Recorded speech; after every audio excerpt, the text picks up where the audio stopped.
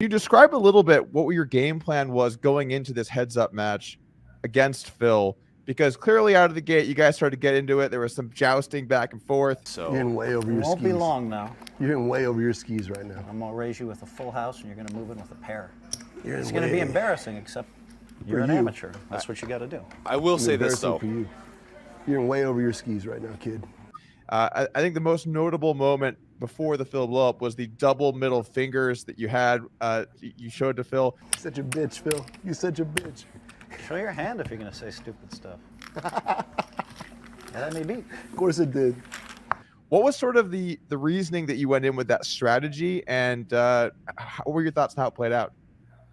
Well, you know, when I came in, I realized I was playing Phil. We're obviously going to be featured table, and it's one of these situations where I've seen Phil over the years, and I think a lot of people probably listen to this podcast know what I'm talking about. You know, he comes out and he's so offensive, and I've seen him personally make people in tournaments who they sit down at a table and they're kind of excited to sit down with that douchebag. I don't know why, but they just are. And then all of a sudden something happens. They beat him a hand. They berate him.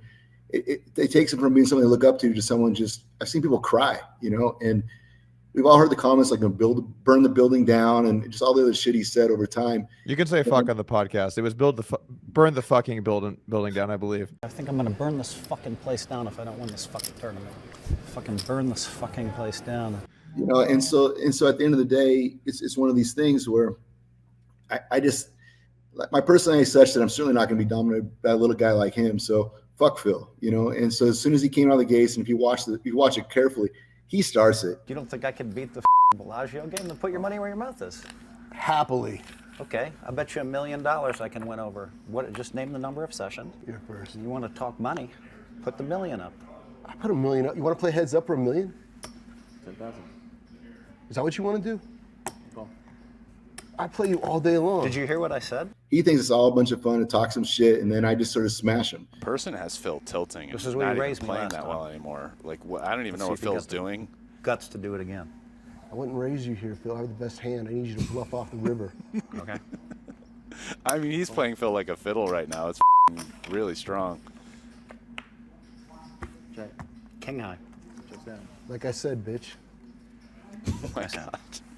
You know, I just gave him so much of his own medicine that he couldn't. He's vomiting. Why would I raise you there? You're so stupid. And it was a great hour and a half where I just got to just talk a bunch of shit and just beat his fucking ass. And you know, the double middle finger is kind of misinterpreted. You know, I was winning over 70% of the hands, and he's like, "If you're bluffing here, then show me your hands." So I just showed him my hands. You know, it was humor. It was funny, and it was funny to me. I wasn't angry the entire match. The only time he got me a little bit frustrated was when he was pretending like he plays in the biggest cash games in the world, and he's a fraud. He just doesn't. A little 10, 20, 40 game at the Bellagio means something. I don't play 10, 20, 40, Phil. Whatever you play, you're so ridiculous.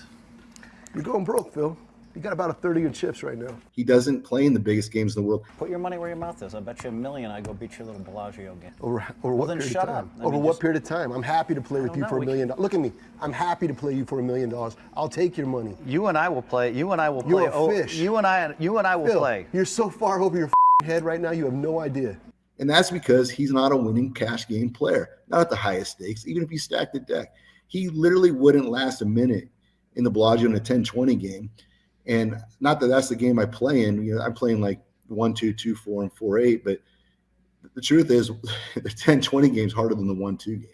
But he couldn't beat either of those games. And he's doing a good job. I mean, he's starting to really control this match. For You those couldn't even guys, beat the 10-20 game. The truth is, he's vindication you have incarnate. no shot. You're obnoxious. Money where your mouth is. I already said I would, Phil. Okay, so I'll play 40 sessions over in your game, and all I got to do is win, right? And No, I'll no, you gotta crush win. the game. You gotta win more than me. What does that have to do with you and me? Are you you're some kind of crazy maniac? Oh my God.